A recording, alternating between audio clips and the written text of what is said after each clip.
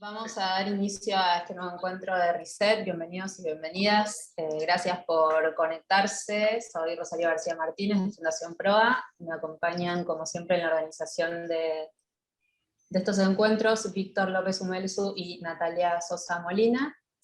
En el encuentro de hoy tenemos el enorme privilegio de estar acompañados por dos invitados muy interesantes. Florencia Portocarrero desde Lima y Ignacio Smulewicz desde Chile nos acompañan para discutir y conversar acerca de la renovación institucional de los espacios artísticos en América Latina. La idea es que mi compañera Natalia pueda presentar a nuestros invitados en toda su extensión y posteriormente Víctor va a compartir con nosotros con mayor profundidad la temática del encuentro y ya después iniciamos la conversación. Así que bueno, les agradezco muchísimo a todos y todas por conectarse y en especial a nuestros invitados Florencia e Ignacio, gracias por aceptar sumarse a este ciclo. Bienvenidos. Claro, bueno, por eso, pero estamos en esta Ignacio Smulewicz, Puerto Varas, 1986, es historiador y crítico de arte, formado en la Universidad de Chile, magíster en arquitectura por la Pontificia Universidad Católica de Chile, ha publicado los libros Arte, Ciudad y Esfera Pública en Chile, 2015, y Fuera del Cubo Blanco, 2012, ambos con la editorial Metales Pesados. Con edición Cultrún de Valdivia publicó El Acantilado de la Libertad, antología de crónicas valdivianas, en 2015, ha curado las exposiciones Ciudad H entre el 2014 y 2015 en el Centro Cultural Matucana 100, Spoiler 2013 en la Galería AFA y Artes Visuales en Valdivia, archivo de 1977-1986, en el Museo de Arte Contemporáneo de Valdivia. Fue coordinador del Centro de Documentación de las Artes Visuales del Centro Nacional de Arte Contemporáneo y actualmente se desempeña como crítico de arte de la revista Panera.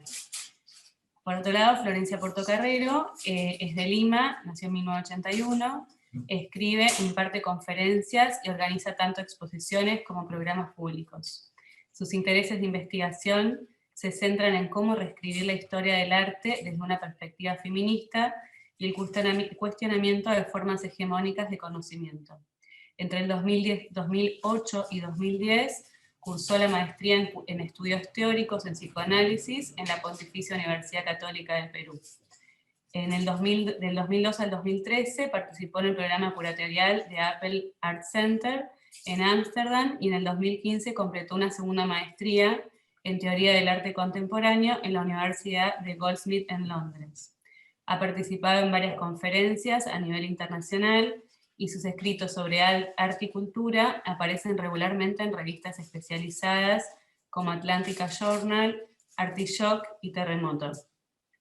En el 2017 recibió la beca Curating Connections, otorgada por la DAT Artist, y en Lima trabajó como curadora del programa público de Proyecto AMIL desde el 2015 al 2020, fue asesora del Comité de Adquisiciones del Museo de Arte de Lima, MALI 2018-2020, y es cofundadora de Bisagra, desde donde organiza el proyecto educativo experimental, Programa de Destinos y Presagios Compartidos.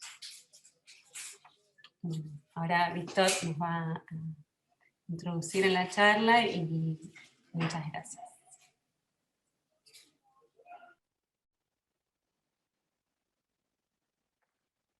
Vito, está silenciado, te tenés que abrir el micrófono.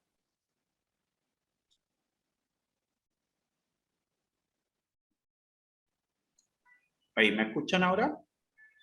Ahí sí. Perfecto. Primero que nada, muchas gracias a los presentes y especialmente a nuestros invitados.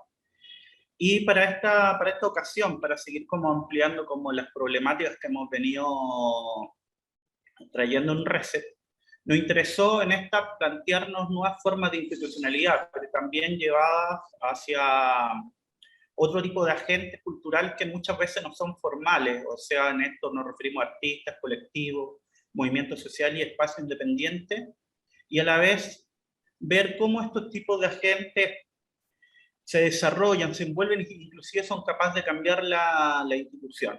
A través de este tipo de problemática decidimos invitar a Florencia y a Ignacio para que desarrollen principalmente sus trabajos y sus proyectos que han venido trabajando.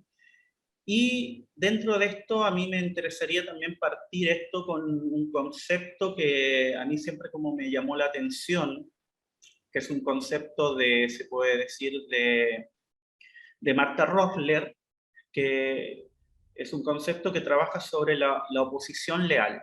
Este concepto a mí me interesaba mucho desarrollarlo tal vez en este encuentro porque ella pensaba, Martha Rosler, las instituciones, o sea que nosotros como trabajadores de instituciones, inclusive el público, de alguna forma debería desarrollar un poder que ella le llamaba la oposición leal o oposición fiel. Esta oposición tenía que ver con la capacidad y el compromiso de las personas que componen la institución de expresar un esfuerzo por criticarla y a la vez mejorarla.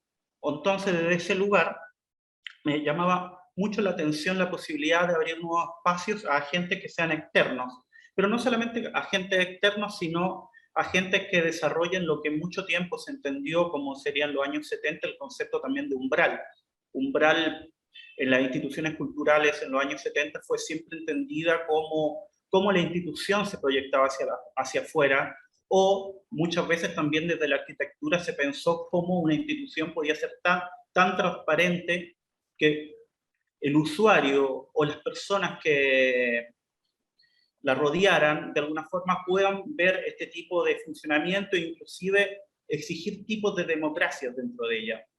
A partir de eso se generaron experimentos interesantes como William, si no me equivoco, William Sandberg, que en Ámsterdam fue capaz de desviar uno de los caminos que rodeaba la institución para hacer que pase por dentro de la institución para que la gente se vea obligada a entrar a la institución y conocerla por dentro. Pero este concepto de umbral mucho tiempo se manejó en términos, se podría decir como arquitectónico, pero con el tiempo nos fuimos dando cuenta, y principalmente con el trabajo de las instituciones, que el umbral no solamente se trata de accesibilidad o de conocimiento fluido, espacio de sociabilización, personal, que esté atento a las necesidades de los espectadores o el público, sino también se trata de cómo las partes, cómo la institución y su audiencia comienzan a confiar en el uno y en el otro. Y acá no tiene que ver con temas de consentimiento, tiene que ver con aceptar procesos de convertirse en potenciales socios. Desde ese lugar se puede generar una relación auténtica y también de alguna forma fluida con la institución. Desde pensar este nivel de umbral, cuáles son los agentes también externos que pueden a nosotros ayudarnos a generar este tipo de relación estable, fluida y a la vez también que acumule contenido, genere nuevo tipo de conocimiento. Empezamos a revisar los trabajos de Florencia e Ignacio y no solamente estamos contentos de tenerlos esta vez aquí, sino que queremos desarrollar con ellos este tema también de lo que sería este pensamiento del umbral y cómo han pensado desde su trabajo ellos la institución. Me gustaría tal vez partir este tema también, que es muy extenso, pero sí dándole tal vez un puntapié, cómo lo han desarrollado tal vez en sus conceptos curatoriales ustedes y cómo han pensado su trabajo en este tipo de posibilidades de abrir la institución hacia otros agentes. Me gustaría tal vez partir con Florencia y después puede seguir Ignacio. Ok, bueno, es una pregunta bien interesante y se puede responder de manera, creo que bastante amplia. Quería comenzar comentándoles que soy yo en un momento de mi trayectoria en el que no estoy afiliada a ninguna institución de manera permanente. Entonces, de alguna forma cabería la etiqueta de curador independiente, ¿no? Para hablar sobre mi práctica ahora mismo. Sin embargo, creo que en los últimos años he estado pensando o redefiniendo mi práctica como una curaduría más que independiente, como interdependiente. Y creo que esta manera de concebir la práctica, inicialmente, digamos, individual, como agente operando dentro del mundo de un ecosistema, por supuesto, bastante mayor y complejo, cambia totalmente la perspectiva de cómo uno se relaciona con las instituciones y con el público, ¿no? En realidad la palabra interdependencia, digamos, como sentí que comenzó a estar como en la esfera pública o como en el aire, ¿no? Hace unos años. Personalmente, a raíz de dos eventos vitales súper importantes, que fueron el fallecimiento de mi padre y bueno, y el ser madre, ¿no? Dos eventos que se sucedieron uno al otro y que, claro, me hicieron entender así desde, digamos, desde una manera como muy encarnada, ¿no? Como, digamos, pertenecemos a una historia que nos antecede y nos va a suceder, ¿no? Y luego, paradójicamente o de manera como muy sorprendente, vi que interdependencia como concepto también estaba siendo usado mucho para hablar de, digamos, las relaciones de dependencia que tenemos con los otros en el contexto de la pandemia, ¿no? De cómo nuestros cuerpos, digamos, no son entidades cerradas, ¿no? Sino que tienen flujos que se desbordan y cómo la salud depende de uno, depende de todos, que es algo que creo que ha quedado muy claro en la pandemia, ¿no? Y también como un llamado a atención sobre la imbricación, digamos, de la vida en la tierra, ¿no? Y la importancia de convertir el cuidado en un proceso colectivo, ¿no? Entonces, como que la palabra interdependencia, yo siento que ha estado como muy presente últimamente en debates también desde el feminismo, pero hace poco estaba viendo una charla de la curadora Natalia, y probablemente voy a pronunciarlo mal, Natalia Petresin-Bachelet, es una muy mala pronunciación, pero en fin, es una curadora eslovena. Estaba viendo una charla suya sobre una exposición que se llama Not Human at All, no, not fully Human, Not Human at All. Me sorprendió mucho que estaba utilizando la palabra interdependiente para hablar de su práctica curatorial, ¿no? Y para describir un poco, decir que en realidad la palabra independencia en nuestro campo no es más que un mito, y que en realidad somos totalmente dependientes, en primer lugar de los artistas con los que colaboramos, pero también con los curadores con los que trabajamos, y también con las instituciones artísticas, proyectos educativos, y un largo etcétera, ¿no?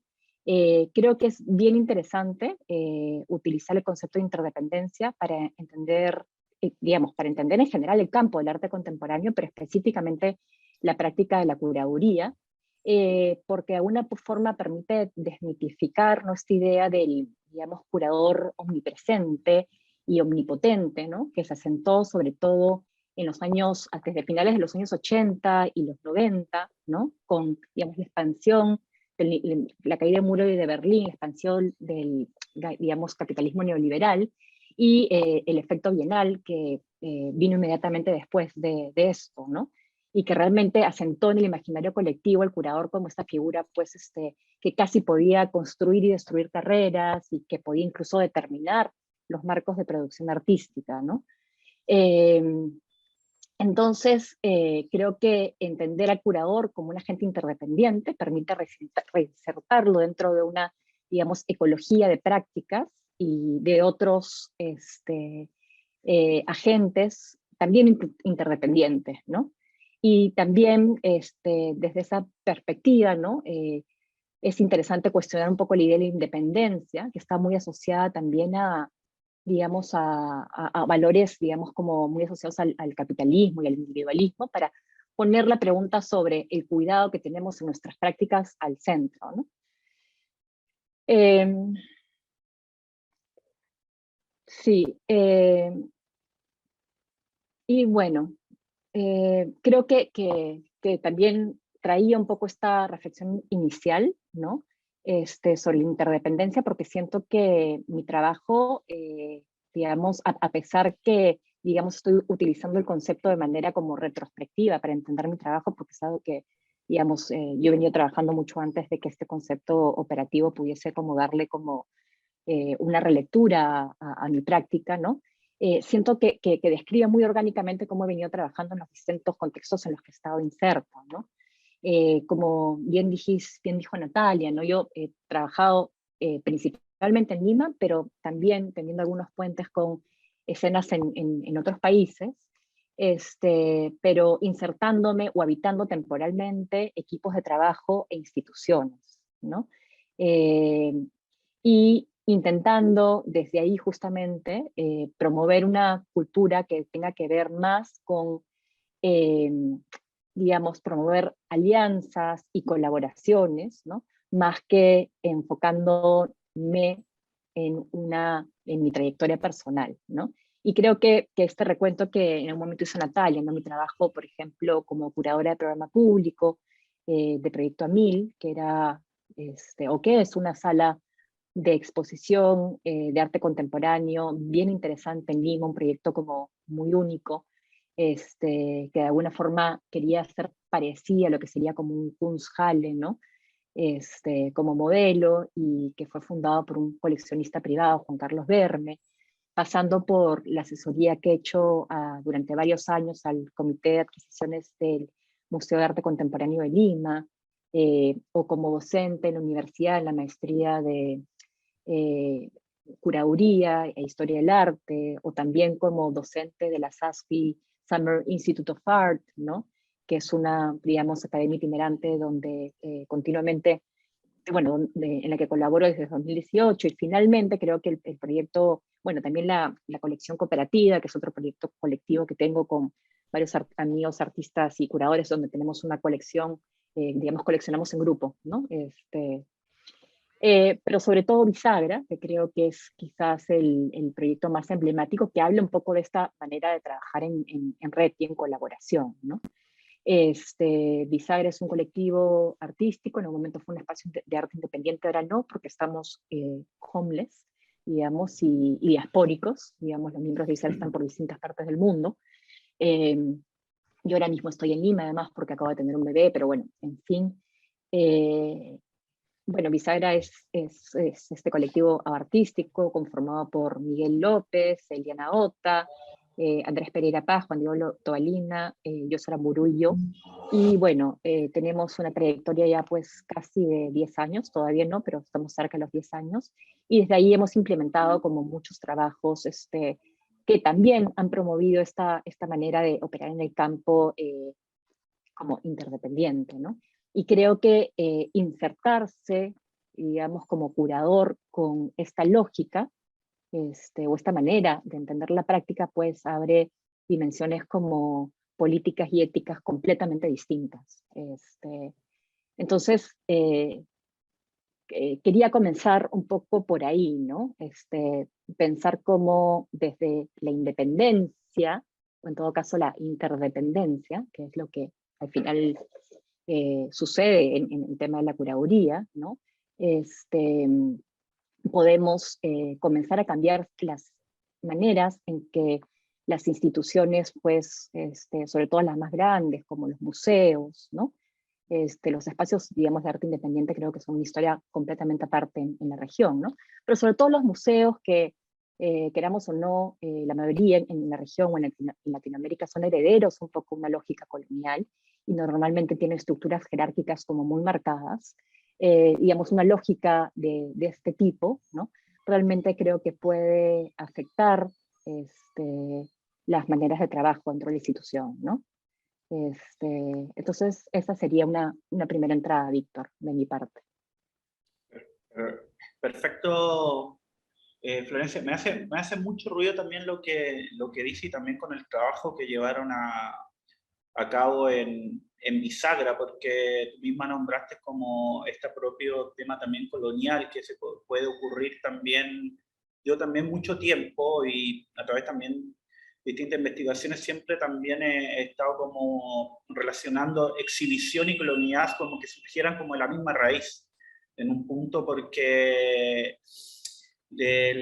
por ser en el programa de prueba, la exhibición no es lo que está en el centro de la actividad, sino que también son los programas educativos que ocurren alrededor, y los programas también contextuales que parten con con el barrio y también incluyen a la escuela y a la universidad.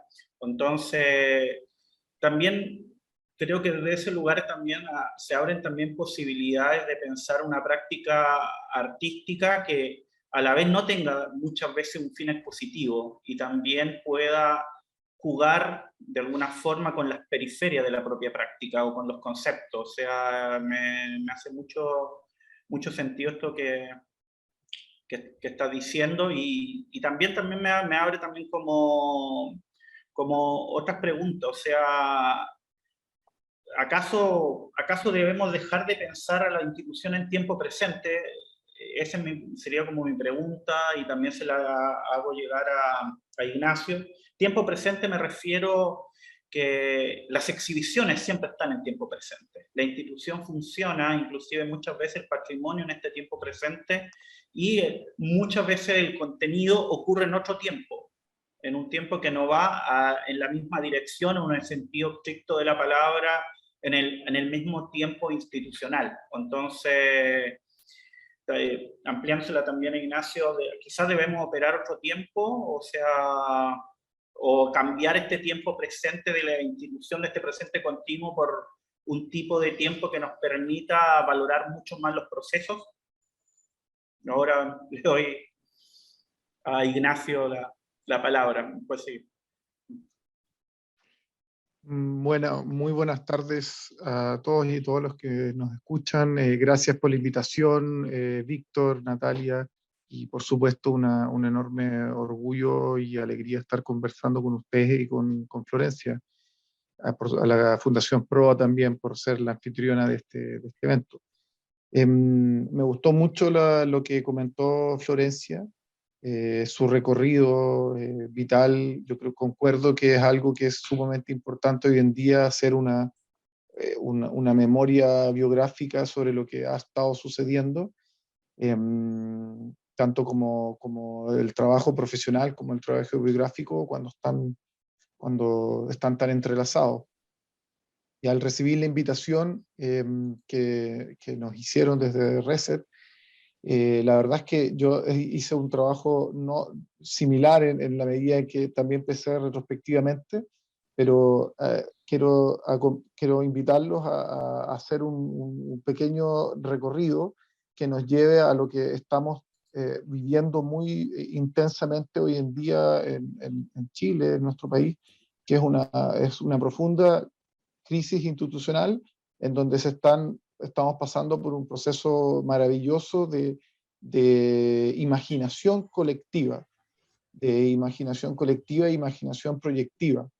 Me pregunto cómo llegamos a eso. Me imagino que para la gran mayoría de los que nos están escuchando, el origen es bastante conocido, pero las causas de ese origen y cómo se va a desarrollar el desenlace es todavía terreno de lucubración y de misterio. Ese proceso está todavía en curso, el proceso de la redacción de una nueva constitución, y en esto, especialmente en los últimos 2 meses, estamos viviendo como un proceso súper fuerte de decir que las instituciones republicanas, algunas de ellas de 200 años de antigüedad, que es una historia bastante parecida en América Latina, están en vías de ser reformadas, transformadas, cambiadas, sustituidas, etc.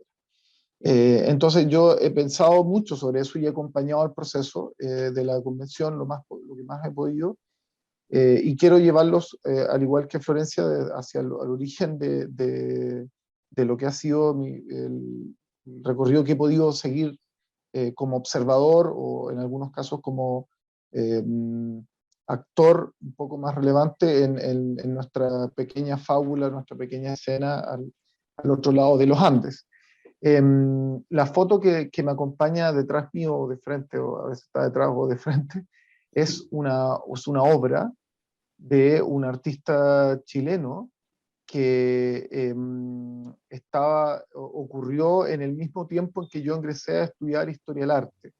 Era una especie de secreto de pasillo al que de un momento a otro todos estábamos como súper atentos. Yo estudiaba al lado, justo en la misma escuela con artistas visuales, entonces nos compañeros naturales eran artistas visuales, pero este no era un estudiante de la misma universidad, sino que de otra universidad, y era un estudiante que decidió caminar desde la capital de Chile, Santiago, hasta una ciudad que estaba situada 270 o 300 kilómetros al sur de Santiago, con una tortuga. Él tenía una tortuga y la metió en una cajita y dijo, yo voy a caminar con mi tortuga, era su tortuga, que se llamaba Sancho además, y voy a caminar con la tortuga hasta mi pueblo natal, que era en este caso un pueblo de la zona antigua de Chile, que es la zona central, que se llama Talca. Entonces él caminó con su tortuga durante 11 días, y no me acuerdo si en el séptimo o en el octavo día, partió en el centro, en el corazón de la institucionalidad artística de Chile, partió en el Museo Nacional de Bellas Artes. Él salió del Museo Nacional de Bellas Artes con destino a su ciudad. Cuando estaba a 70 kilómetros de llegar a su ciudad, en las últimas 2 jornadas, fue detenido por carabineros, que son las fuerzas del orden en Chile. Y fue detenido a petición de organizaciones de protección de animales, porque se había distribuido por los aires la noticia de que aparentemente este artista estaba maltratando al animal. Entonces, producto de que estas organizaciones habían hecho una solicitud para que lo detuvieran, los carabineros a 70 kilómetros le requisaron su Sancho, su tortuga, y se la llevaron al destino final Talca, y él tuvo que ir caminando solo las últimas 2 jornadas. Yo vengo de una ciudad que está a 850 kilómetros al sur de Santiago, un poco a la altura un poco al sur de Neuquén, a la altura de Argentina, y es una ciudad muy pequeña que tiene una historia cultural muy interesante, pero que pasó al olvido. O sea, es como lo que pasó al olvido, el país que fue o lo que sucedió, y yo crecí con una comunidad de artistas que hoy en día está la mitad de ellos fallecidos, la otra mitad olvidados, y crecí con ese bichito, como le decimos, crecí con ese interés de, bueno, qué interesante sería a estudiar y contar lo que había sucedido en esta pequeña ciudad, en el pequeño país que era Chile. Entonces me hacía mucho sentido y me parecía muy interesante que este artista joven que había caminado desde el centro de la historia del arte, desde el corazón de la institucionalidad artística, hacia su pueblo natal, había sido detenido y había sido requisado. Toda esta fábula que él hizo la expuso como proyecto de título, o sea, él se tituló con ilustraciones que él hizo en base a este viaje, a esta performance de viajar. Y claro, para mí lo interesante ha sido justamente el que, más allá de o sea, me parece muy interesante lo que decía Florencia sobre la interdependencia. Yo quisiera como también instalar la pregunta sobre la relación entre la institución, lo que uno tiende a pensar que es estable, fijo, proyectable en el tiempo, que tiene fronteras, que tiene cláusulas, que tiene código, y aquello que desaparece. O sea, qué es lo que la institución no alcanza a sujetar, qué es lo que la institución no alcanza a sostener, qué es lo que la institución no alcanza a recobrar. Entonces siempre he tenido una pregunta por el pasado recobrado, por decirlo así.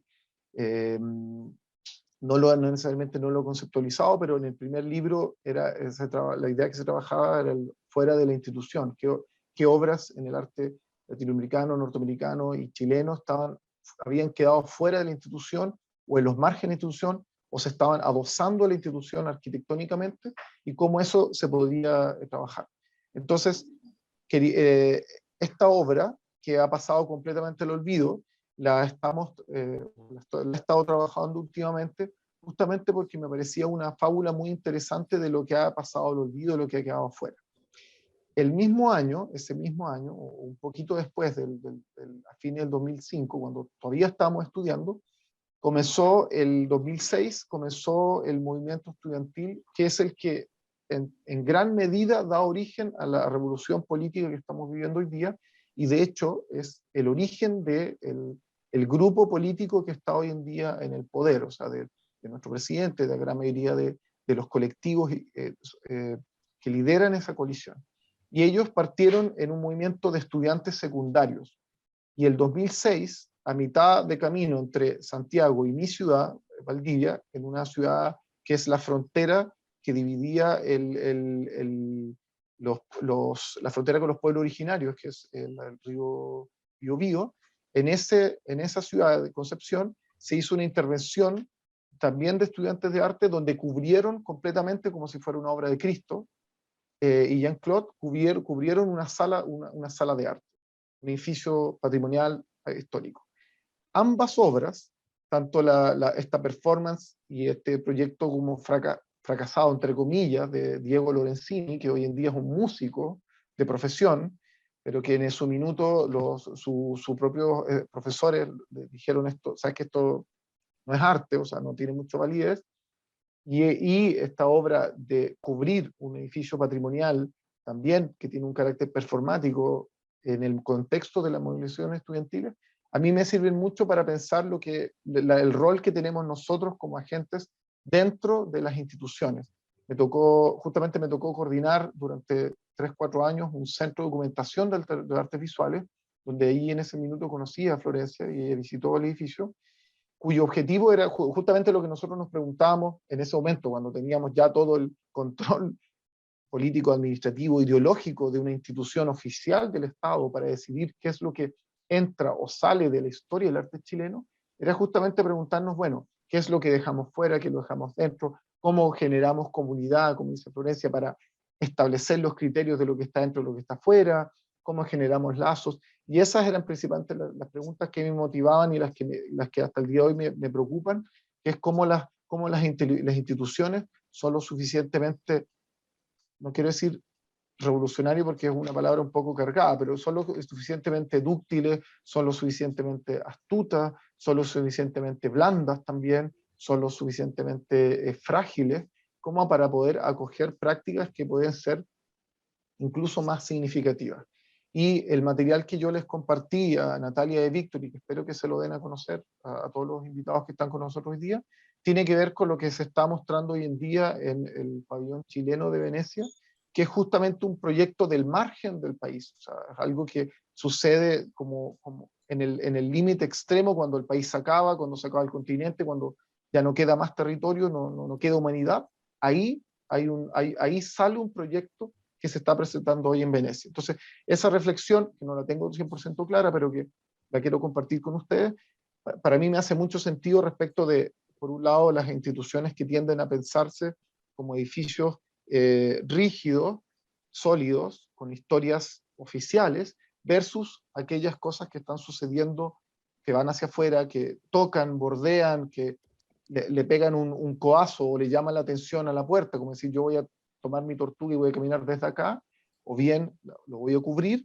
o bien simplemente hoy en día, que es gran parte de lo que sucede en la escena artística chilena, que básicamente no existe, o sea, son fuerzas que se han ido ni siquiera en relación al centro, sino que están pasando por otras relaciones, o sea, hoy en día hay programas de residencia en el desierto, en la Patagonia, en la Antártica, que ya no pasan por las instituciones. Y eso me produce bastante curiosidad y deseo de entender, porque mi formación por naturaleza es historiador del arte, arquitectura, entonces trato de constantemente traer hacia el texto, traer hacia el discurso, traer hacia la comunicación, traer hacia el centro. Entonces me pregunto si eso conlleva qué tipo de violencia conlleva, qué tipo de apropiaciones conlleva, qué tipo digamos, de problemas conlleva eso, y eso me encantaría debatirlo, por supuesto, con todos ustedes los que están en esta sesión.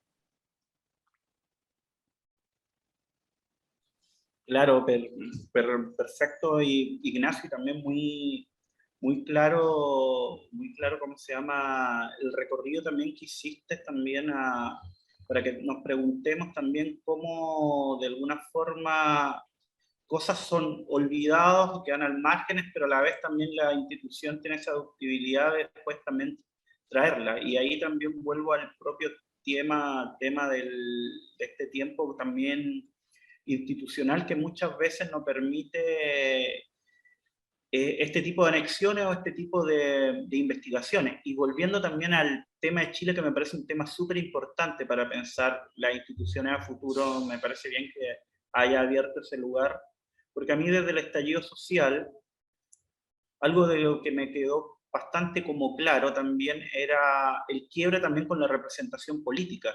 Y también podríamos hacer la metáfora que las instituciones, inclusive los museos, son como la institución política de la modernidad llevada a nuestro tiempo, la representación perfecta de eso. Entonces, de alguna forma, en Chile, el año, hace 3 años ya, el 2019 se produce este quiebre de la representación de alguna forma, donde mucha gente y también mucho tipo de comunidades se ven envueltas también en un cambio, en un cambio del país, pero que también muchas veces no tenía como una bandera, y eso también es lo que me llamó siempre como la atención, y que muchas veces también el arte, vi instituciones culturales que lo que intentaron mostrar, inclusive lo que sucedió también como en el estallido social, pero también me parecía también como imposible, porque el propio estallido representaba una imposibilidad de la representación.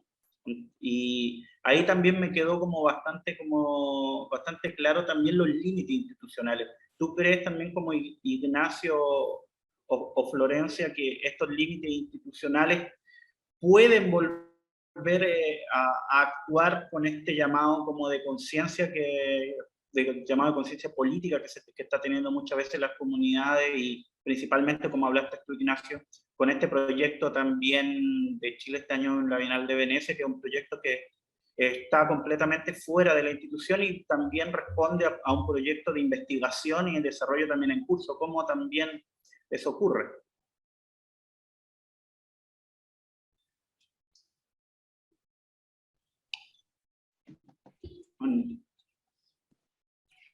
Bueno, podría comenzar diciendo que desde cómo se ven las cosas en Perú, al menos, el proceso que está viviendo Chile es como muy emocionante, ¿no? Y produce incluso como una envidia sana, por supuesto. En el caso del Perú, estamos en un momento político muy complicado porque ha quedado claro que la democracia representativa no está funcionando y que en cuanto, digamos, los políticos llegan al poder son casi como capturados o cooptados por poderes fácticos, ¿no?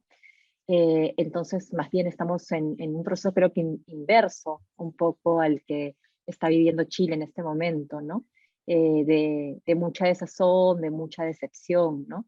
Y creo que incluso esto se extiende también a las instituciones artísticas, ¿no? El otro día, pensando un poco en prepararme para esta charla, estuve escuchando charlas anteriores, ¿no? Y me pareció un comentario muy interesante el de Manuel Segades sobre la relación como modélica de las instituciones con relación al resto de la sociedad, ¿no? Cómo lo que se puede decir o hacer o pensar desde la institución, ¿no? Está relacionado también con lo que está pasando a nivel más amplio en la arena de lo social, ¿no? Y en el Perú, lamentablemente, estamos en un momento hiper conservador, ¿no? Quizás de los países más conservadores de Latinoamérica. Entonces, y creo que esto también se refleja un poco en el aparato institucional. Estuvimos en un momento post-pandemia donde incluso los museos, digamos, más fuertes y más tradicionales estuvieron atravesando una crisis como muy profunda, ¿no? Que tiene que ver también con esta cuestión política que está atravesando el país, ¿no? Entonces, qué sé yo, quizás los ejercicios de renovación institucional que se están llevando a cabo desde el Perú, ¿no?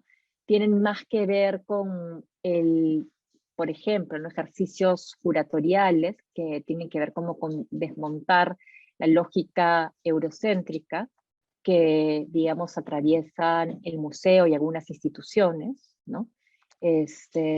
Incluso en la práctica artística también se está viendo mucho eso, por ejemplo, introducción cada vez más fuerte de agentes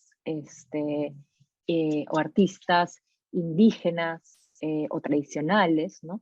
Que están cambiando un poco o redefiniendo el lenguaje de lo que entendemos por contemporáneo, más heredado, digamos, de las bellas artes europeas, y luego pues de este legado post-minimal, post-conceptual, que es parte del lenguaje internacional del arte contemporáneo, ¿no? Yo creo que, por ejemplo, por ahí pasa, digamos, los procesos más interesantes que suceden en el Perú a nivel de renovación institucional, renovación del lenguaje artístico y de la escena artística en sí misma, ¿no?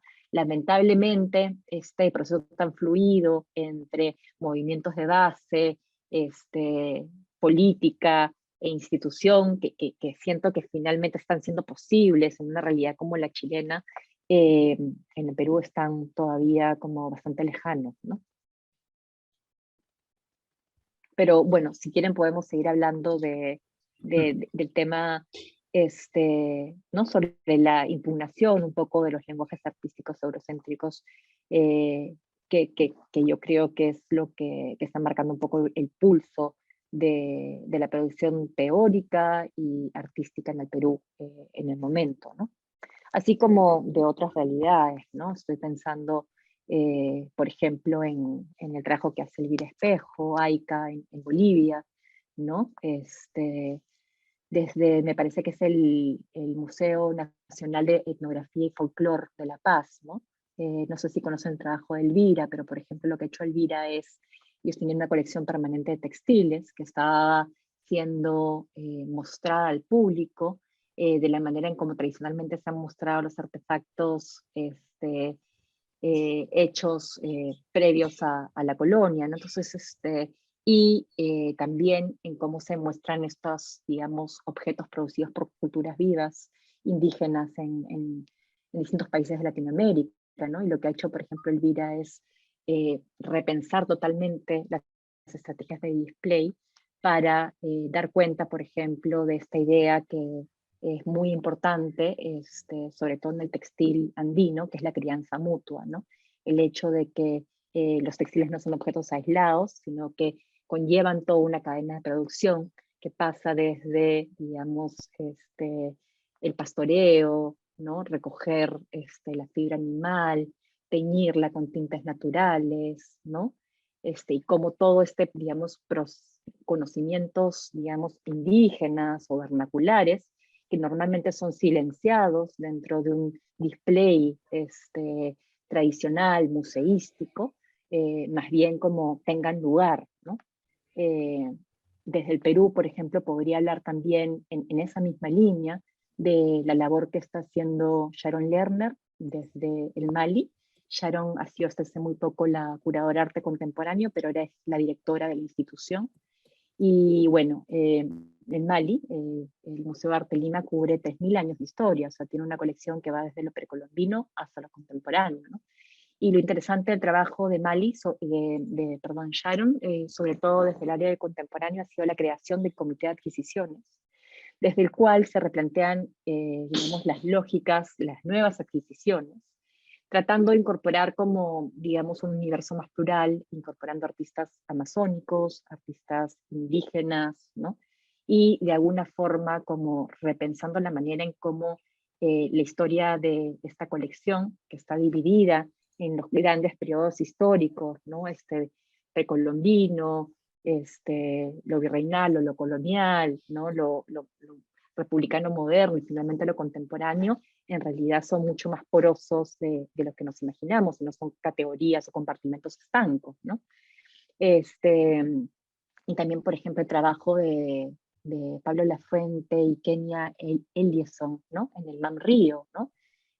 Hace muy poquito ellos tomaron la dirección del museo, a través de una convocatoria pública donde postularon muchos, digamos, agentes de Latinoamérica, y finalmente lo que están haciendo ellos es poner el foco en artistas, digamos, afro y artistas indígenas, ¿no? Y darles como la palestra, la voz a artistas que normalmente pues han sido relegados un poco del canon cultural brasileño, que siempre he mirado a Europa, ¿no?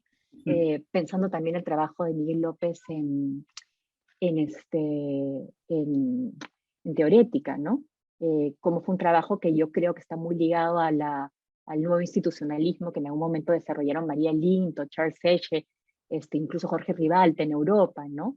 De, digamos, organizar las instituciones por dentro de una manera completamente distinta, ¿no? Tratar de deshacerse un poco de la figura del director y más bien comenzar a pensar en, digamos, procesos colaborativos adentro de la institución, donde todos más o menos tienen, digamos, la misma capacidad como de decisión, como tú mismo decías, Víctor, también, de tener las exposiciones y más bien pensar los programas educativos, las charlas, ¿no? Y todo digamos, convertir también la institución en un espacio de pensamiento colectivo que responda a las urgencias de la sociedad, ¿no? Entonces es una línea un poco distinta, ¿no? a lo que está pasando en Chile, pero que yo veo que quizás también por el impulso, digamos, o la importancia que están tomando las teorías decoloniales y antirracistas, ¿no? Y el movimiento antirracista, están permeando los espacios, las instituciones culturales en Latinoamérica, ¿no?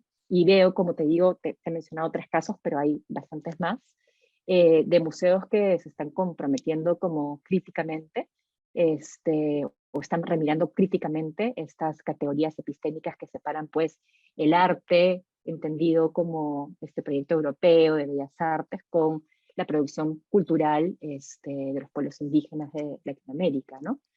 Entonces eso también yo creo que es digamos, proceso reciente en nuestra región, pero sumamente interesante, ¿no?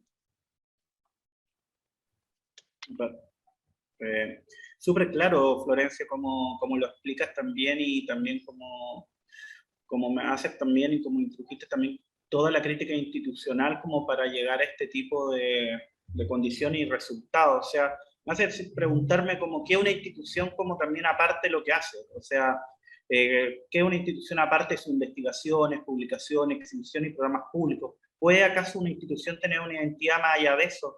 Y eso también me hace preguntar el significado propio de la institución, y desde ese lugar también, a través de tu reflexión que hiciste, también preguntarle a Ignacio y qué tipo también de cambios se le ha visto tal vez en la institucionalidad chilena a partir no solamente del estallido, sino como con este tipo también de inclusiones de nueva permeabilidad, de una institución más porosa, más híbrida, nuevo tipo de discurso inclusive en los últimos años en Chile. Sí, yo por mi labor esencialmente de crítico de arte de los últimos 8 años, soy muy sobrecrítico respecto a la institución, así que me van a perdonar si es que Claro. hablo demasiado No.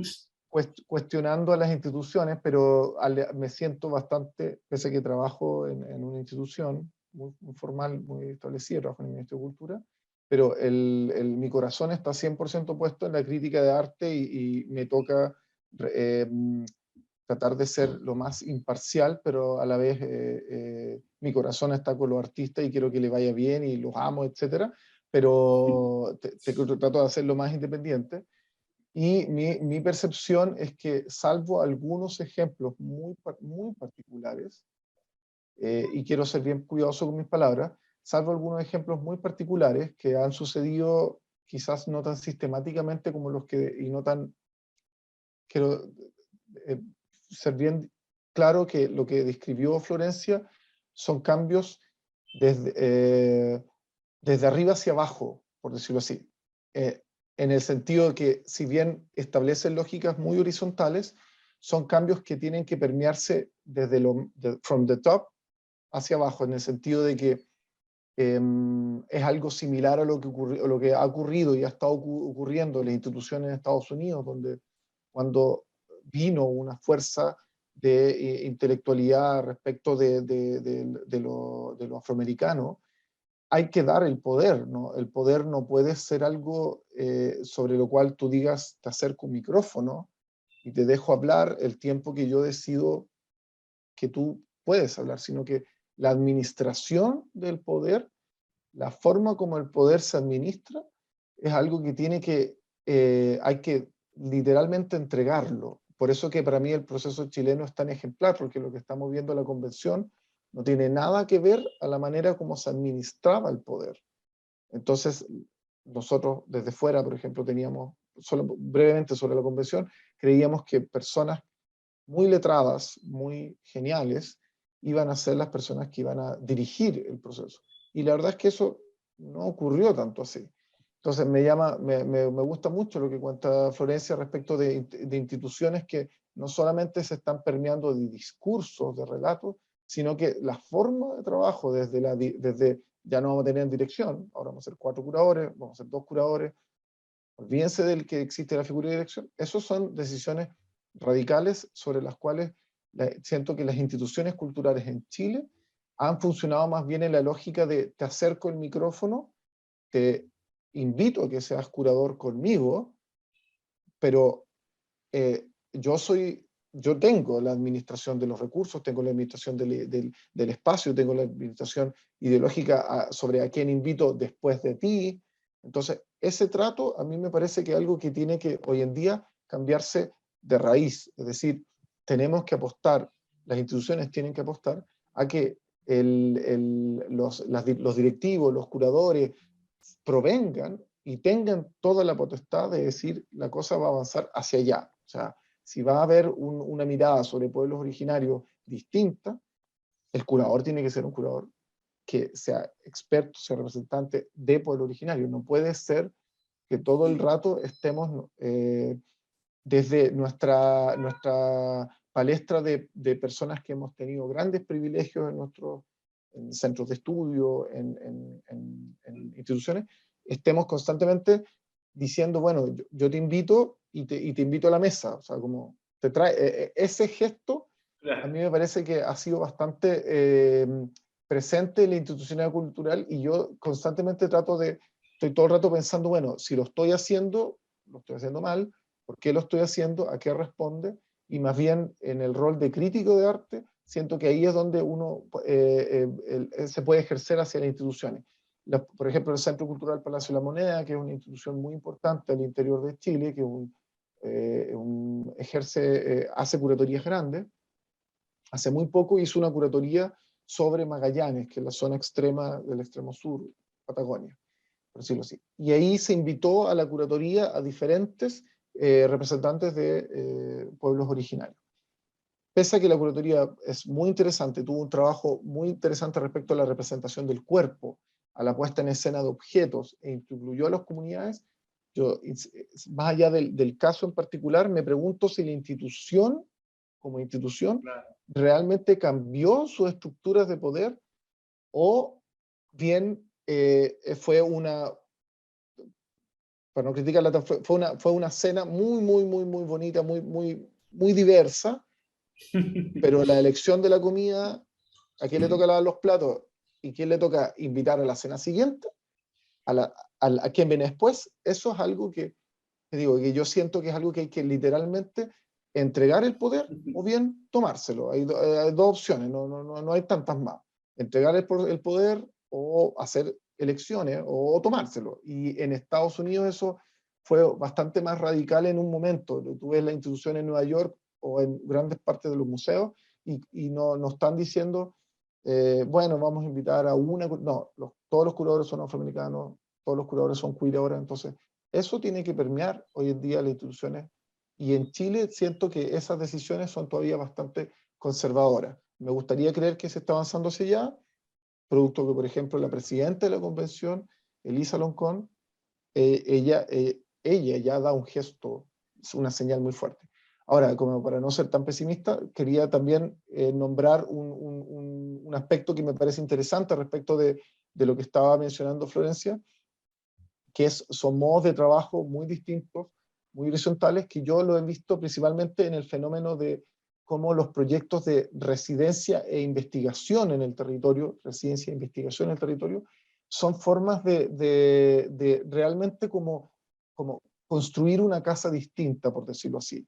O sea, realmente ha habido apuestas al ir a zonas donde no hay instituciones, literalmente, donde no hay forma, no hay infraestructura, no hay, ni siquiera uno podría decir hay una historia occidental y moderna de contar lo que ha sido eso.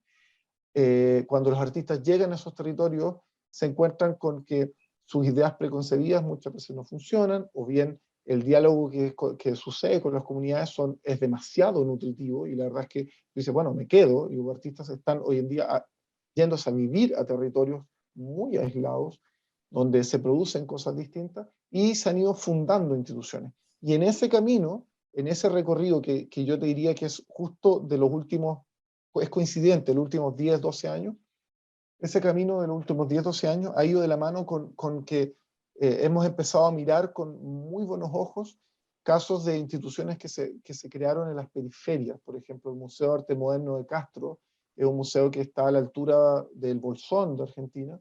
Es un museo que se fundó por muy buena onda que existía entre artistas y gestores en esta isla. El Museo de Arte Contemporáneo de Valdivia, por ejemplo, también es un museo fundado con otras lógicas en otro territorio. Entonces creo que ahí eso ha permeado y ha generado una mirada muy, muy solidaria, muy, muy generosa respecto a lo que podría ser como este mundo de cientos de residencias y programas de residencia que involucran investigación, territorio, y instituciones cuando uno las mira con otro ojo y dice, wow, aquí esto ya existía hace 30 años, que ¿por qué no le hemos prestado tanta atención? ¿Por qué estas instituciones no han sido protagonistas como uno lo podría ver en otras partes del mundo, donde la cosa está más completamente descentralizada? En Chile la verdad es que está es muy vertical respecto a lo que sucede en una zona muy pequeña de la capital, y la verdad es que en esos movimientos de residencia han empezado a surgir una mirada distinta, y yo quiero plantear eso, quiero plantear también que cuando no hay una casa, cuando no hay una construcción, o la conversación es muy incipiente, es muy, o se colocan, se ponen a conversar artistas de diferentes partes del mundo sobre un territorio que aparece como más libre de esas ataduras institucionales, pese a que todos sabemos que hay evidentemente todos traemos con un bagaje intelectual, etcétera, pero cuando esa escena se sitúa de artistas e intelectuales con comunidades que están trabajando bajo otras fórmulas y muchas de las cosas que traen no les sirven, o bien son experimentales, o se tienen que dar vuelta, o bien sacan muchas cosas, o absorben muchas cosas. Entonces, en esas lógicas se producen cosas mucho más nutritivas de las que han estado sucediendo en el plano exhibitivo, por ejemplo. Si uno hiciera la historia de las exhibiciones, en los últimos 10 años, la verdad es que la historia de las exhibiciones en las instituciones oficiales como Museo de Bellas Artes, Museo de Arte Contemporáneo y otras, yo podría decirte fácilmente que es bastante irrelevante en los últimos 10 años. Es mucho más relevante y es mucho más sustantivo y ha sido mucho más transformador lo que ha sucedido en el plano de residencias, programas de residencia, proyectos de residencia que se han ido nutriendo durante 10 años de otras formas de relación, otros diálogos, otros circuitos, etc. Entonces yo me pregunto si es que eso habla o bien del futuro, y también me pregunto como historiador del arte, cómo los centros de documentación, los centros de estudio, los espacios académicos y cómo las propias instituciones se van a permear de esto, o bien van a pasar a ser ruinas, que también es otra opción, que uno dice, bueno, evidentemente puede ser que sean ruinas de un tiempo pasado que existió, y que hoy en día son monumentos más que ser agentes vivos de lo que dice Florencia, que son instituciones que están realmente poniendo en escena una visualidad, actores bueno, eso es una reflexión, digamos, que creo que está abierta, y quisiera, me da curiosidad para saber qué va a pasar en el futuro, pero tengo la impresión de que sigue diversificando hacia allá. O sea, las residencias se van a ir fortaleciendo, los artistas tienen más deseos de mantener esos vínculos y generar prácticas en territorios donde no hay una institucionalidad fuerte, sino lo que hay es un vórtex de sucesos, como por ejemplo que tenías un proyecto de llevar una tortuga y lo que sucedió en el camino te sorprendió y te quedaste en el descampado absoluto y tuviste que terminar caminando solo. Entonces, ahí siento que hay una potencia muy fuerte, muy interesante y atractiva para el futuro. A mí me hace, perdón, me quedo pensando un poco en todo lo que vienen diciendo, que es un montón. Y empiezo por el principio que, Florencia, vos compartiste, dijiste una frase que yo la anoté porque me parece que suena muy linda por más natural que sea, que es que vos tuviste como, creo, una crisis vital, ¿no? Que tiene que ver con, fuiste madre y al mismo tiempo te pasó esto de la muerte de tu padre, y esto lo asocié mucho con el tema que nos reúne, o sea, en definitiva estamos hablando de una crisis vital de las instituciones, ¿no? Y creo que eso un poco emergió de forma bastante fuerte en el periodo de pandemia, por lo menos nosotros en PROA lo vivimos de esa forma, o sea, en un momento en el cual apareció como una especie de amenaza de finitud de las instituciones culturales, una situación en la que el plano exhibitivo que vos, Ignacio, estás mencionando, que pareciera tener la potestad total de las instituciones culturales, entró en crisis porque la gente justamente no podía visitar estos espacios. Ante esa, digamos, cuestión, también entró la pregunta, que creo que se debatió en un montón de eventos así por Zoom y qué sé yo, que definitivamente se instala esta idea de cuál es el sentido, ¿no?, de estos espacios. O sea, ante una crisis, esto ya se venía debatiendo, y todo el giro educativo, y cómo esto va a reformular también a los museos y demás, pero también esta idea de, bueno, ¿qué pasa si los museos, si el plano exhibitivo ya no tiene sentido? ¿Desde qué rol o qué es lo que los museos pueden aportar? Y ahí retomo un poco lo que decía Víctor, y también esta palabra de interdependencia que traías vos, Florencia, me parece súper interesante, que tiene que ver con el rol inclusive que han tenido los equipos de educación o los programas públicos en inyectar un poco de vitalidad a estos espacios en un momento en el cual, en suspenso, la experiencia presencial y demás. Digamos, creo que hasta ahora venimos discutiendo en un plano que todavía incluye a la curaduría como digamos, como un agente protagónico en estos procesos. Y mientras ustedes compartían, yo me preguntaba también por el sentido del público en todo esto, ¿no? Porque en definitiva, digo, el sentido, esta crisis vital de los espacios, y creo que deriva a la pregunta por el sentido, bueno, el sentido es un sentido público, o sea, los museos están hechos para tener un impacto en la arena pública, y lo digo en un sentido amplio, o sea, pueden ser comunidades académicas, puede ser un público como llamado general, o digo, distintos niveles, ¿no? Pero digo, el público en general no tiene un protagonismo, no suele tener un protagonismo en este tipo de debates. Y eso me hace pensar también en qué memoria construye un espacio cultural como un museo, ¿no? Yo pienso en los museos porque trabajo en un espacio como PROA que es bastante parecido a un museo, ¿no?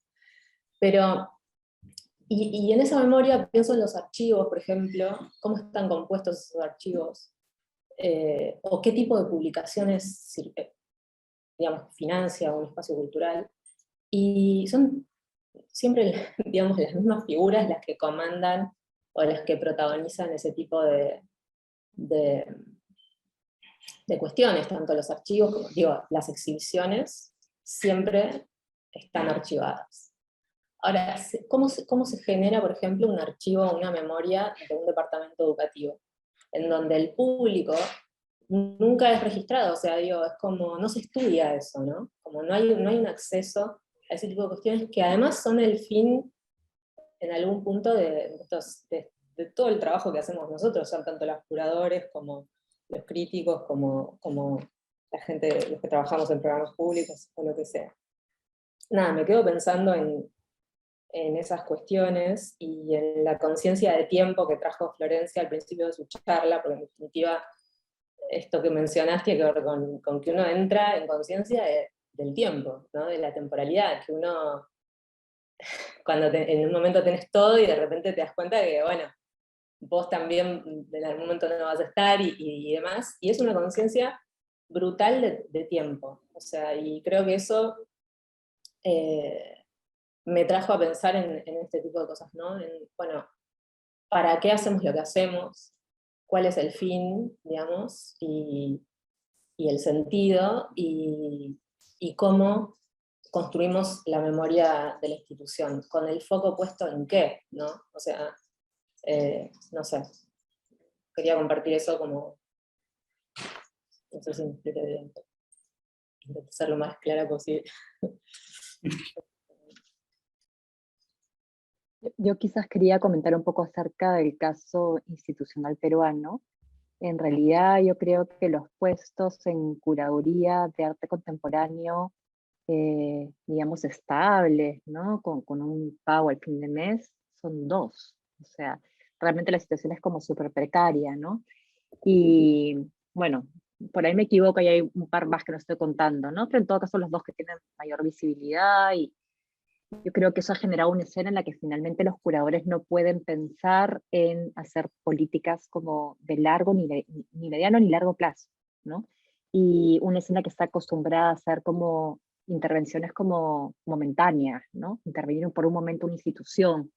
Y si bien no estoy negando que como curador invitado uno tenga la capacidad, por ejemplo, de trastocar y generar cambios radicales, ¿no? De acuerdo al artista con el que estés trabajando, la ética de trabajo que propongas y que tú mismo lleves a la institución, finalmente, como creo que Ignacio ha dicho, ¿no? Estos cambios son limitados, ¿no? La misma estructura de la institución no se va a ver afectada pues por el trabajo, digamos, temporal, o que tú como curador invitado habites temporalmente una institución, ¿no? Este, entonces es una cosa que creo que es bien importante, ¿no? Y en ese sentido creo que en el caso peruano específicamente, ¿no? La relación que tú estás preguntando, Rosario, entre la institución y la audiencia, ¿no? Justamente porque hay esta falta como de continuidad, y muchas veces las instituciones, digamos, responden más a criterios administrativos que, digamos, a criterios como conceptuales, ¿no? La relación con la audiencia termina siendo un punto ciego, ¿no? Es como algo que no se termina de pensar. Y en ese sentido, y paradójicamente creo que la pandemia ha ayudado, ¿no? Porque como tú bien dices, ¿no? La estrella un poco de la institución siempre ha sido la exposición, ¿no? Y en la medida que la exposición no era posible, ¿no? Casi por 2 años, ¿no? Se han tenido que desarrollar otras estrategias que han estado dirigidas al público de una manera distinta, ¿no? Y pues algo que ya venía sucediendo en el último tiempo, que es la idea del programa público, ¿no? Que yo creo que también, si rastreamos el programa público, esto es una idea mía, yo creo que por ahí tiene que ver también con el nuevo institucionalismo, ¿no? Y esta idea de convertir la institución en una escuela, en un foro público, ¿no? Incorporar pues formatos como discursivos, de pensamiento colectivo, dentro de la misma institución, ¿no? Ya no esta institución como más jerárquica que muestra objetos, y bueno, y ahí queda un poco como su función, ¿no? Artistas consagrados, y pues el público incluso puede sentirse muchas veces alienado, ¿no? Yo creo que hace buenos años ya que el término programa público ha estado circulando en el mundo del arte, ¿no? De hecho, por ejemplo, cuando fue que Ana Longoni comenzó a trabajar como curadora de programa público del Reina Sofía. Es relativamente hace poco, ¿no? Deben haber sido pues unos, no sé, 5 o 6 años como máximo, y antes no existía un departamento de programación pública en el Reina Sofía, ¿no? Y lo mismo si te fijas en el ICA, ¿no? En Londres, digamos, como que el puesto de programación pública, ¿no? Dentro del trabajo curatorial, es algo que ha emergido en los últimos años, ¿no? Y que es bien interesante porque da cuenta pues de un interés mayor en comunicarse con las audiencias, ¿no? También se le ha criticado mucho porque se dice que la programación pública tiene que ver mucho también como con el espectáculo, ¿no? o como responder a las necesidades de capturar un público, de tener como ciertos números, ¿no? De comprobar que realmente tu institución es exitosa en la medida de que atrae mayor público, ¿no? Pero yo creo que también la programación pública, ¿no? Entendido como esta suerte de formatos como híbridos, que son charlas, streamings, performances, ¿no? Comisiones a artistas en formatos no objetuales, ¿no? Tienen pues la capacidad de repensar un poco la relación de la institución con su contexto, ¿no? Y hacerla como más permeable, ¿no? Entonces sí tengo mucha fe en que los departamentos de programa público pueden hacer muchísimo para flexibilizar a la institución, para hacerla más porosa, más empática con la escena en la que está inscrita. Y creo que, como tú bien decías, Rosario, durante la pandemia, un poco de manera obligada, ¿no? Eso ha terminado de consolidarse, ¿no? Quizás ya al final es con un poco de agotamiento, porque la cantidad de eventos en línea era indigerible, ¿no? O sea, ya era en un momento demasiado, ¿no? Pero sí creo que marca, ¿no? Que algo ha pasado, que algo se ha movido, ¿no? Y que las instituciones están como bastante menos solipsistas y bastante más, sí, están como reconociendo mucho más que se deben a un público, ¿no? Mayor.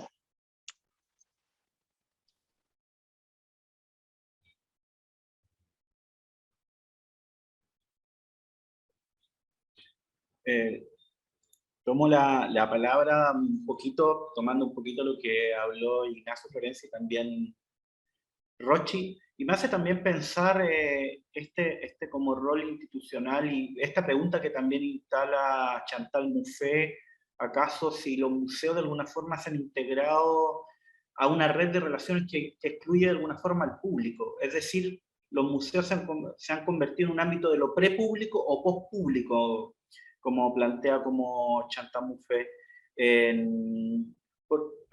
plantea por la forma en que se piensa el consumo muchas veces de los espectadores o el propio público, o sea, están tomados muchas veces como espectadores. Entonces, desde ese lugar, estas iniciativas que ustedes están contando y también nuevas miradas institucionales con los ejemplos que nos han traído, nos vuelve a poner como en este tapete de qué es de alguna forma lo que ofrece un museo y cuál es como la identidad y de alguna forma el espíritu que quiere lograr con los procesos del tiempo. El proceso del tiempo hablo de ser correspondiente a una contemporaneidad de poder leer el tiempo presente, y este tiempo presente muchas veces está ocurriendo en otros lugares que no tienen que ver con el White Cube, no tienen que ver con el ritmo institucional, sino que están en los márgenes, como dijo Ignacio, o están bajo otro tipo de producción institucional, de otra forma de pensar lo institucional. Entonces, inclusive muchos también se desacoplan ya de los modelos también patrimoniales. Entonces, eso también me hace pensar también en ideas como sería como, vuelvo a tomar Chantal Mouffe, como la sociabilización sin poder, lograr de alguna forma una noción de público, donde ese público sienta que puede generar cambios, y no solamente cambios, sienta que participa de un proceso de tiempo presente, de tiempo de lo contemporáneo, sin ser parte de alguna forma de algo tan construido, ni tampoco ser una mera herramienta o un mero, ¿cómo se podría decir? Una mera tuerca dentro de este engranaje gigante de lo que es los museos y también las propias audiencias. O sea, como que me llaman bastante, ¿cómo se llama?, la atención también este hincapié que han hecho ustedes en este tipo de prácticas que están ocurriendo afuera y también en los programas como públicos. En este tiempo también, que ha sido complejo también después de la pandemia, y también se ha planteado de alguna forma las crisis también económicas, no solamente del museo, yo creo que es necesario que el museo logre de alguna forma esa sociabilización sin poder, o sea, lograr que las audiencias estén de alguna forma implícitas en su recorrido, pero a la vez también tengan una independencia. O sea, me parece como sumamente como importante. Y eso no lo veo tan separado de lo que sería ahora el punto que más fuerte creo que se desarrollan los museos, que son los programas públicos.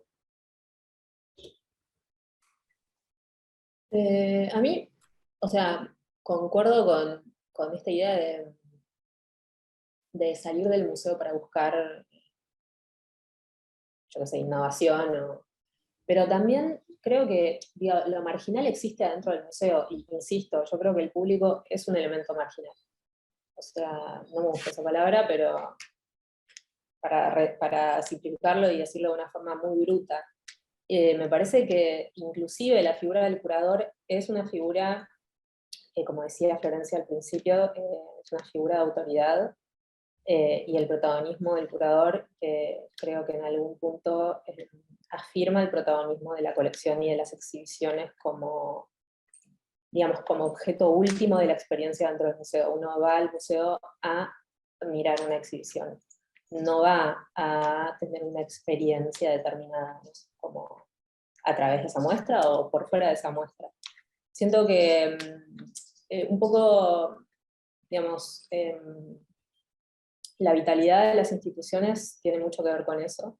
E insisto que también tiene que ver con esto que vos decías, Víctor, que digamos, la jerarquía que uno le puede otorgar al público en los museos, yo creo que también tiene que ver con aspectos burocráticos del museo.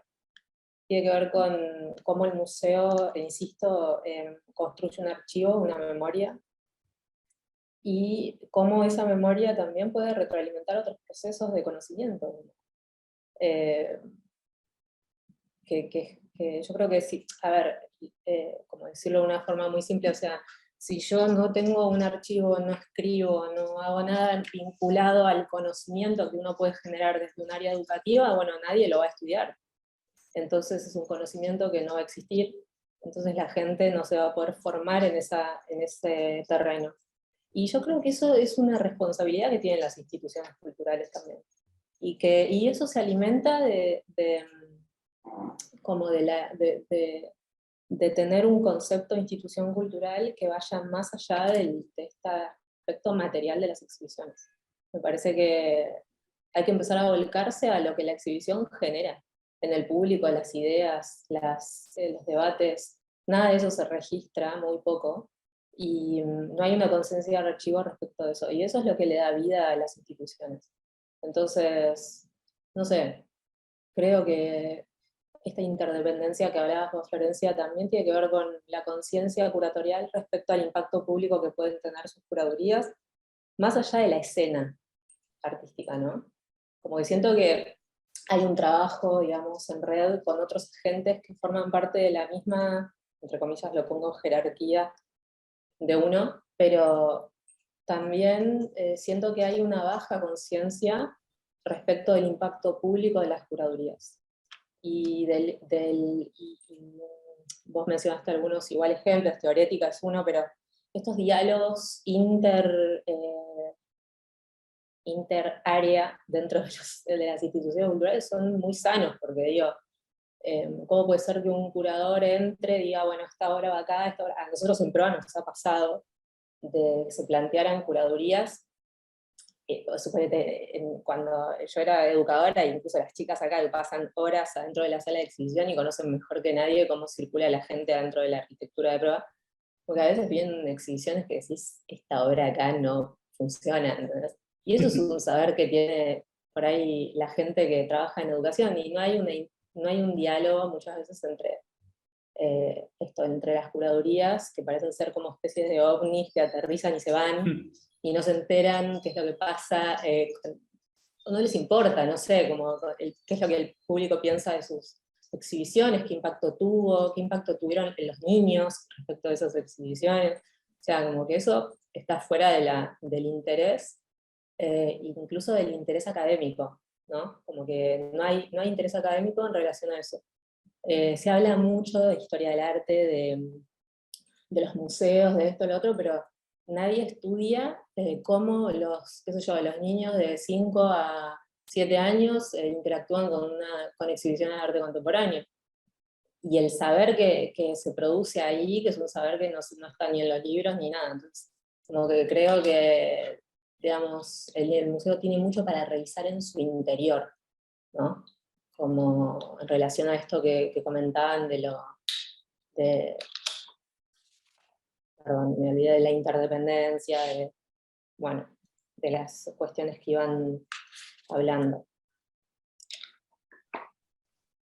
Sí, sí, si puedo agregar ahí a lo que está comentando Rosario. Yo concuerdo plenamente con eso, me parece que hay muchas capas de lo que tú estás diciendo. Hay muchos casos, se me vienen un par a la cabeza por ejemplo, cuando se construyó el GAM, que es un edificio, un centro cultural muy grande en Santiago. Yo creo recordar bastante bien, los primeros 2 años era como una especie de fortaleza muerta. No, nadie entraba, nadie se atrevía a entrar, y de repente algo pasó con el efecto visual de los vidrios, porque era un edificio que ocupaba bastante vidrio alrededor, y chicos jóvenes, muy jóvenes, probablemente de colegio, iban a bailar ahí.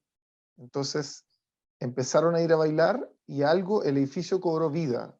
Antes de que tuviera curatorías, antes de que tuviera áreas de mediación, antes de que tuviera programas públicos, antes de que se hiciera muchas de las cosas. Fue como un contenedor vacío sobre el cual había muchos anhelos, y el público se lo apropió, pero ni siquiera el público que se esperaba, por decirlo así. Claro. Y me acuerdo que cuando, entre comillas, terminó la pandemia o pasamos una apertura más grande, la primera vez que volví al Museo Nacional de Bellas Artes, yo dije, para mí adentro esta cuestión va a estar vacía, o sea, no va a haber nadie.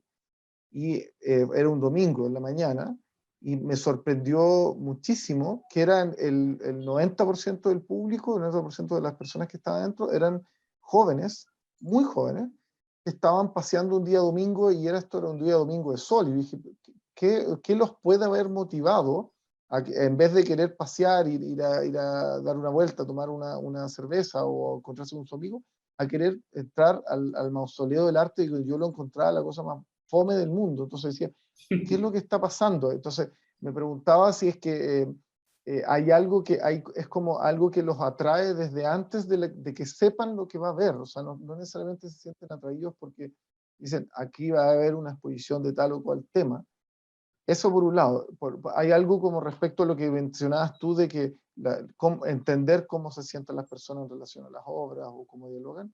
Y por otro lado, concuerdo demasiado respecto del sentido público. Y ahí creo que quienes ejercemos un rol de crítica de arte no tenemos ningún peso en nada. O sea, el rol público de la institución es una cuestión que se debe principalmente, no necesariamente a la cantidad de gente que va, yo creo que también a la temperatura de lo que está sucediendo en el momento. Si el museo te está hablando sobre una temática, y esa temática despierta emociones, despierta afectos, genera algún tipo de empatía o establece relaciones, yo creo que su sentido público se está abordando a lo menos. Pero si el museo está haciéndote un diálogo súper ultra académico con temas que no tiene idea para nada, donde desde la museografía hasta el mismo concepto de la exposición es chino mandarín, ahí yo siento que hay un abandono muy fuerte sobre el rol público de la institución, y me hago la pregunta respecto del trabajo, lo que mencionas, del trabajo curatorial, qué tan permeado está respecto del ser un agente público, del ser un actor público, del ser un espacio público, a la vez de ser un agente, ser un espacio público. Y a mí, mi experiencia personal me indica que un aspecto fundamental, además de los que yo he mencionado, de lo que se ha desarrollado bastante, yo creo, de la mediación o de los programas públicos, es algo que en Chile se ha desarrollado muy poco, que es la museografía, que es algo que hablaba Claire Bishop, que es la museografía radical. O sea, hay algo que tiene que suceder al interior del espacio exhibitivo, ya sea, no tiene que ver con cantidad o diversidad o artefactos tecnológicos o no, pero hay algo que tiene que suceder al interior de la experiencia que tiene que activar tus sentidos, activar tu imaginación, y ahí creo que lo que hacía en su libro, que es un ensayo cortito, Radical Museography, está tomando 3 casos de instituciones que han dado vuelta a su manera de pensar la museografía.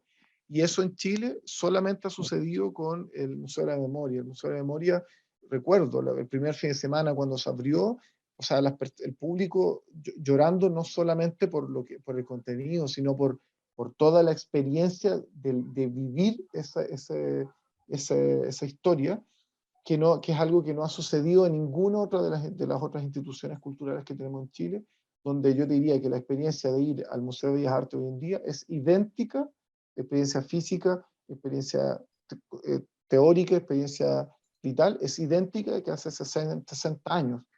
Y yo me pregunto si es que eso tiene algún tipo de actualidad hoy en día, si es que podemos seguir pensando que la sociedad no ha cambiado nada y que pueden ir a ver un museo exactamente como lo iba a ver cuando en la calle andaban 10 autos a 45 kilómetros por hora, o hoy en día donde hay autopistas, donde las personas están entrando todo el rato con sus redes sociales, etcétera. ¿Puede ser la experiencia del museo exactamente igual de 60 años o es indiferente a las transformaciones?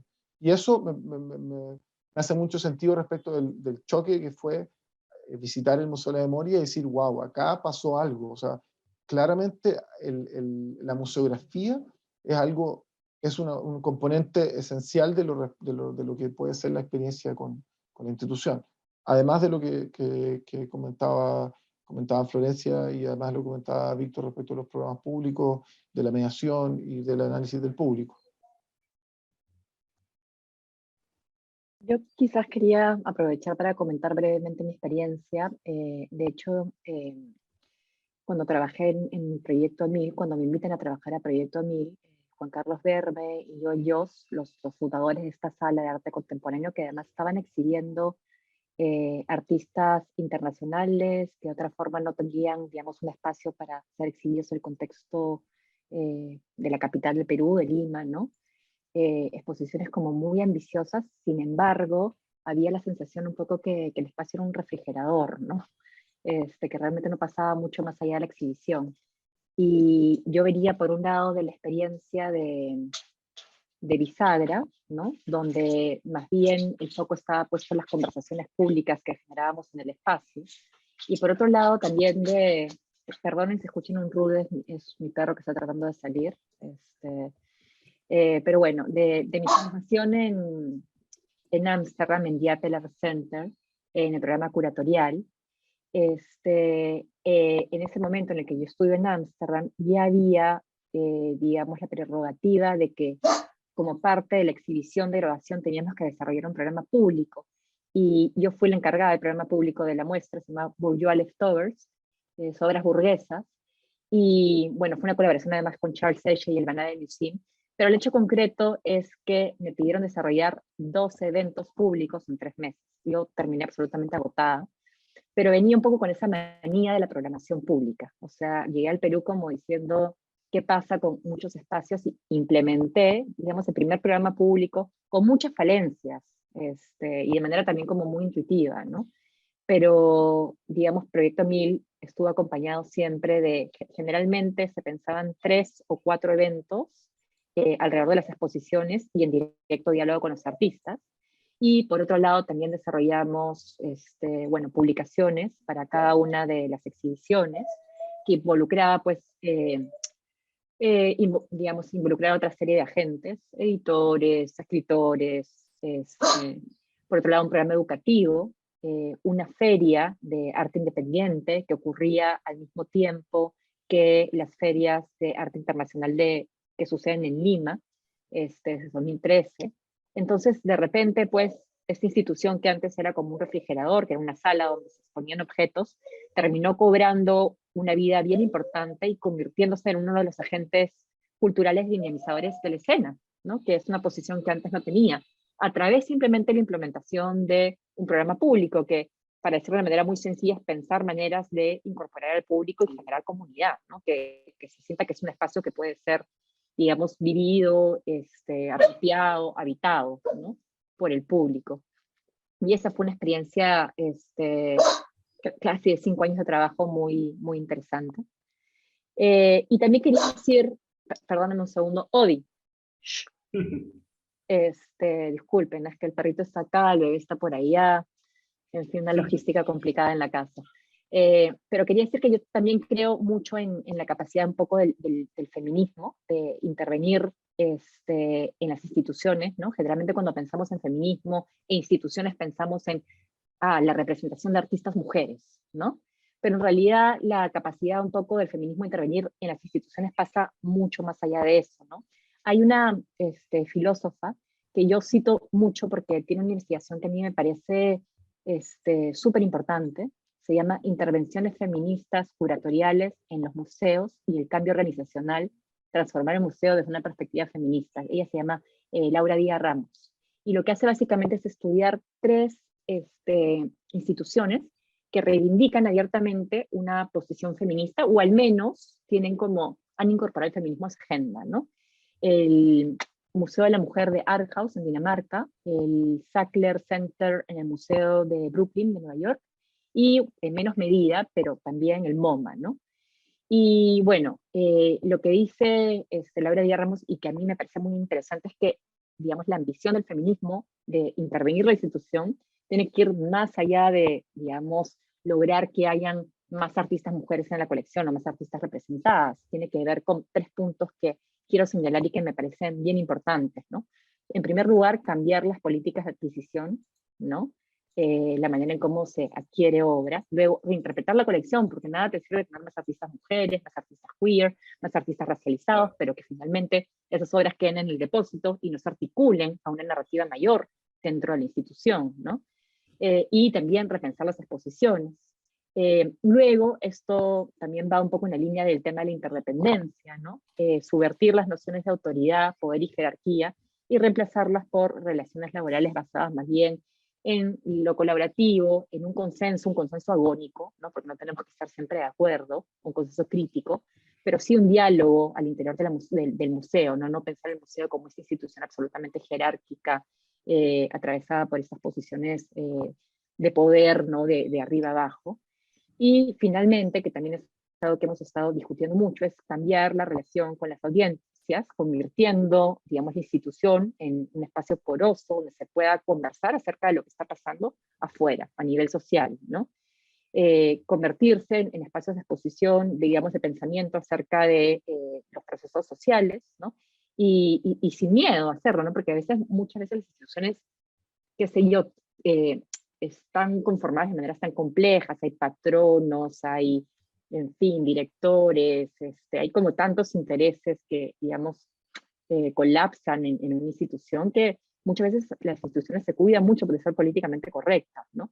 Y en ese cuidado también descuidan un poco al público y a lo que está pasando en las sociedades en las que están inscritas, ¿no? Entonces, digamos, qué sé yo, un poco el énfasis de Laura es justamente buscar de alguna manera más bien tender puentes ¿no? O echar raíces en el contexto, y que sea un espacio que sea apropiado para los debates que son urgentes, ¿no?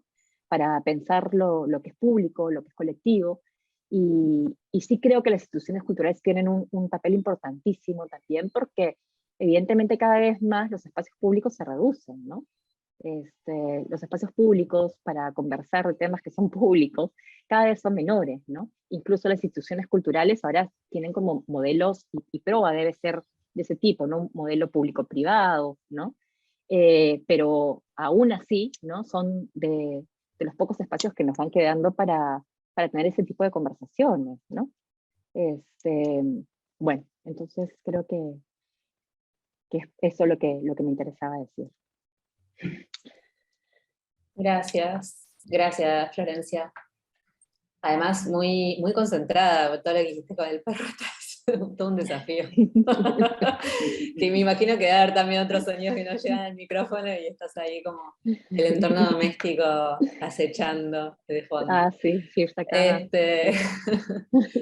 Acá teníamos algunos comentarios bueno, fueron compartiendo algunos comentarios en el chat o cosas que la gente que está participando iba pensando a medida que ustedes iban hablando. Sebastián Salvatierra, cuando vos, Ignacio, comentabas la anécdota de la tortuga y la persona que fue del museo, etcétera, en relación a esto de Sebastián trajo la exhibición de Greco en el Moderno, en donde se representó una anécdota de París y 2 ratas que presentó vivas y se reprodujeron ahí en el museo. La representación fue una proyección de teatro de sombras. Yo voy leyendo los comentarios, porque me parece importante que si estamos hablando, ¿no?, de darle espacio al público, tengamos también este espacio que, a propósito de todo esto, vamos a ir abriendo ahora el chat para preguntas y comentarios, ya que nos quedan unos 15 minutos de la actividad. Pablo Sinaí comentó, pienso cómo esta misma plataforma, como ejemplo, el display de una institución nómade que abrace prácticas posiblemente marginales, pero que más allá de un formato de residencia, escapen a ese tipo de prácticas. Como la institución llega a dar visibilidad y una llegada a otro tipo de audiencias, pregunta. O sea, ¿cómo esto puede suceder? Me quedo pensando. Es una pregunta un poco difícil en el sentido de que creo que hay muchos ejemplos, nuestros invitados mencionaron algunos, de instituciones que están planteando desafíos. Yo pensé mucho en el Centro de Arte 2 de Mayo, creo que es un ejemplo medio obvio, pero se generaron cosas muy interesantes ahí en relación a los programas públicos y a todos los programas educativos vinculados a, digamos, el sentido de la institución, incluso en términos educativos, repensar incluso al museo como espacio de formación antiacadémica, o digo, como que me parece que ahí ocurrieron cosas muy interesantes con el programa de las Lindes, o con la escuelita, o diversos programas. Creo que es un espacio que merece mucho estudio en sí mismo. Pero creo que hay muchos ejemplos y podemos también compartirlos después de la charla. No sé, Vito, también creo que hay un material de Ignacio que vamos a ir mandando y eso va a ayudar. Artur Romer comparte un pensamiento, me pregunto si es que la colaboración entre espacios independientes y las instituciones abre una posibilidad de públicos que ya son parte de una comunidad previa. Bueno, sin dudas, claro, bueno, la palabra comunidad también es una palabra bastante problemática, ¿no? Porque ¿qué es lo que el museo nombra como comunidad? A nosotros nos pasa acá en Proa, claro, que tenemos un programa que justamente es de comunidad, que es para el barrio, y muchas veces el barrio no se considera una comunidad en sí misma, digo, hay como, o sea, el museo lo considera una comunidad, pero dentro del barrio hay un montón de complejidades que hace que, ¿no? Entonces ahí creo que también cabe preguntarse uno como institución qué es lo que denomina como comunidad, y ciertamente son personas que ya pertenecen a otras agrupaciones y comunidades, y eso no hay que desconocerlo. Francisco Anchieri comenta: hola, soy Uruguay, ¿hay algún referente acá que comente más o menos lo que pasa en el entorno cultural en general y lo que está pasando post pandemia entre los museos públicos y el sector privado? Eso es una pregunta, Francisco. En Uruguay, Casa Mario es un espacio bastante activo y bastante interesante, creo que vale la pena también traerlo. Y Manuel 40 comenta: uno de los temas tratando de centro-periferia y límites de la institución con la lógica eurocéntrica, quizá la cuestión pueda pensarse en términos paradojales, sin dudas, lo que permitiría desmontar justamente la mirada única con una lógica otra, un punto ciego. Hay una frase de Héctor Libertela que da en la misma tecla, resumo: cuanto más marginal, más central. No es que yo tenga un lugar definido, sino que es el lugar, sí, el lugar el que no está ahí. Bueno, muchas gracias, Manuel. Muy interesante el comentario. Yo también me quedo pensando como en el tema de los programas públicos y creo que también me parece que hay que tratarlo con delicadeza en el sentido de que es importante generar programas para el público, pero también creo que hay que atender mucho a las metodologías, o sea, cómo esos programas ocurren, y también un tema que no se habla, pero que es el tema de evaluar las actividades, ¿no? Y ahí darle una voz al público, o sea, cuando uno, creo, comparte una encuesta o evalúa, y después, digamos, recupera todas esas voces que participaron de la actividad y que quizás pueden aportar un sesgo crítico, está bueno, pero que eso contribuya a decir, bueno, hicimos un programa público, listo, ya está.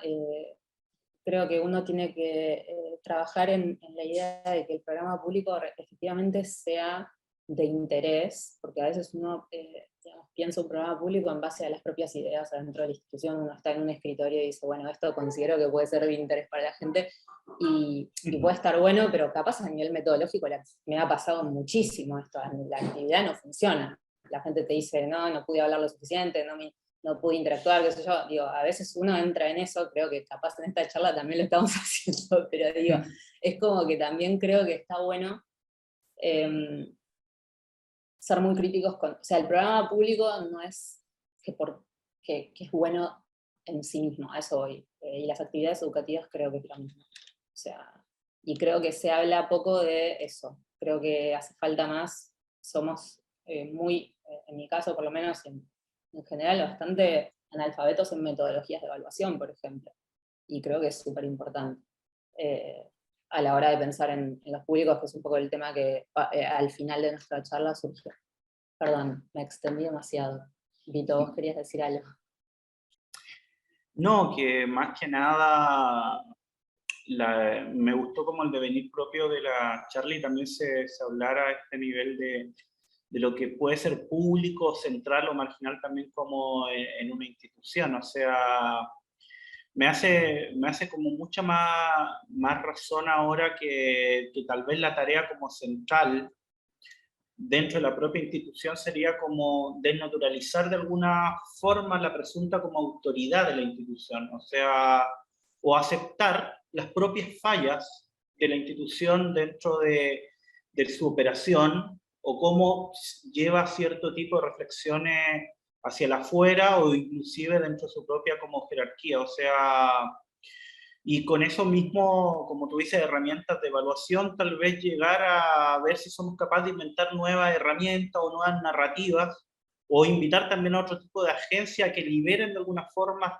la carga específica que cierto tipo tiene la institución. En definitiva, la pregunta creo que rondó hoy día es cómo una institución se hace pública de alguna forma, y no de alguna forma sea presentada como una mercancía o una visita turística. O sea, generar tipo de relaciones que sean democráticas, pero democráticas recuperando la palabra en términos políticos, de redemocratizar la producción, la mediación y la difusión. O sea, y qué tipo de posibilidades tienen las instituciones en la sociedad hoy.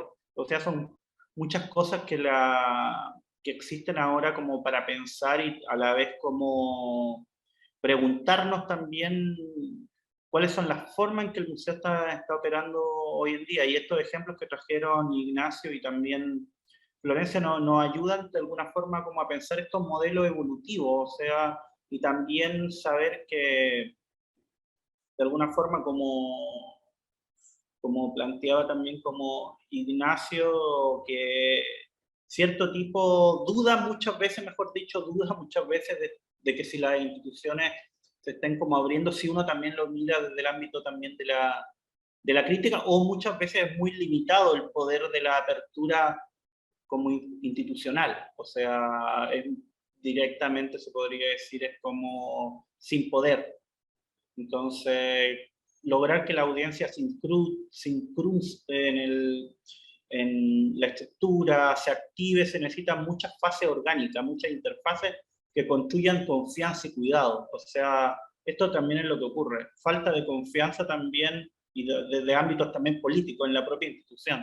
Y eso ocurre a todo tipo de nivel. Y también como pregunta, como referencial, ¿qué hacemos nosotros dentro de este como círculo o estructura como para dar más confianza también a que se activen esa audiencia?